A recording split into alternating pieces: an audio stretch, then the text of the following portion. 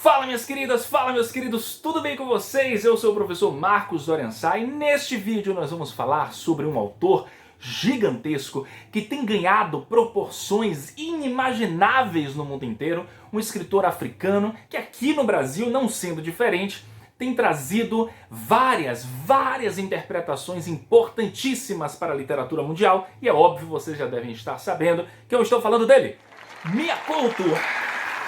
Mia Couto está aqui no nosso canal e, obviamente, eu vou falar sobre um dos contos mais tenebrosos que ele já escreveu. E eu poderia considerar esse conto um conto de terror por tudo que acontece. É claro que eu estou falando de Os Olhos dos Mortos, que está presente no livro O Fio das Miçangas. Gente, esse é um conto importantíssimo e pela mensagem inicial vocês já devem saber mais ou menos sobre o que se trata. Nós temos aí uma mulher contando a sua história, contando exatamente o momento e as consequências da sua submissão impossível de tolerar, e é o que a gente vê acontecendo na sociedade o tempo inteiro. Então nós temos uma mulher que está amedrontada, ela já começa o conto amedrontada por saber que o marido está chegando em casa. O marido, Venâncio, traz esse terror para ela. Uma das coisas mais sensacionais do conto, na minha opinião, é que Mia não dá um nome a essa mulher. O que pode acontecer é de representar todas elas. Nós vivemos hoje, e na verdade nós estamos vivendo isso há muitos e muitos séculos, a violência contra a mulher. E essa mulher ela não se sente protegida, inclusive em sua casa, o que é um absurdo.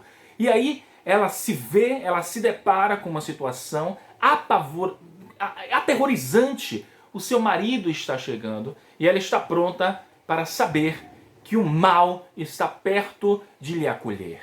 E aí acontece exatamente o que a gente imaginaria que aconteceria. O marido chega em casa e a espanca. E tem uma parte do conto que é terrível, assim, que me doeu a alma ao ler, que ela implorando para que ele não batesse na barriga. Mostra bem na fala dela, na barriga não! E ele espanca ela com nenhum sentimento humano. Grotescamente, ele espanca ela e ela fala, tá vendo esse sangue no chão, Venâncio? Eu estava grávida. E aí, o peso da responsabilidade de ser homem, quando eu li este conto, eu entendi as situações mais adversas que a gente pode encontrar.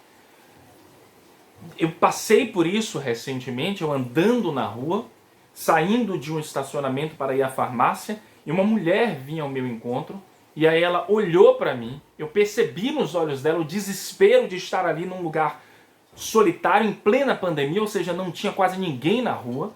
Eu tinha ido comprar remédio, ela estava saindo da farmácia, aos vidros da farmácia não dava mais para ver onde ela estava, e ela simplesmente, com muito terror nos olhos, virou de costas e voltou para a farmácia. Então apenas a minha imagem de homem traduziu nessa mulher um terror absoluto.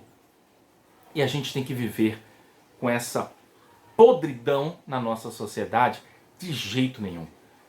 São esses contos, são essas histórias, e é por isso que eu amo a literatura, porque a literatura faz a gente sentir lá no âmago da gente o que os personagens sentem, e na totalidade das vezes, a gente pode falar isso, as histórias contadas são relatos de coisas que já aconteceram na vida real. Nós temos aqui no Brasil a Lei Maria da Penha. A história de Maria da Penha, todos vocês já devem conhecer, eu não vou falar aqui no vídeo, porque o vídeo é sobre o conto, mas pesquisem a história de Maria da Penha e o porquê dessa lei ter sido criada.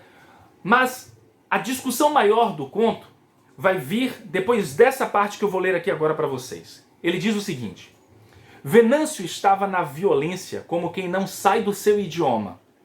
Marca retrata de um homem possesso, duro, que espancou a sua mulher.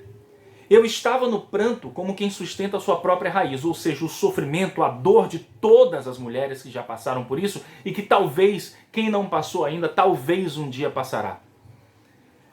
Chorando sem direito a soluço, engolindo a sua dor, rindo sem acesso à gargalhada. O cão se habitua a comer sobras, como eu me habituei a restos de vida. Então, apenas esse parágrafo já já traduz o sentimento de uma mulher que é espancada pelo marido e que muitas vezes, ao procurar auxílio, ouve: que isso? Volte para ele. Isso foi uma briga de casal. A própria polícia muitas vezes pede para a mulher retornar para casa e se entender com o seu marido. Final da história, o que acontece? A morte. E esse conto de Mia Couto traz uma leve mudança na história, porque no final não é exatamente o que a gente vê na vida real que acontece, mas o que esporadicamente talvez possa vir a acontecer.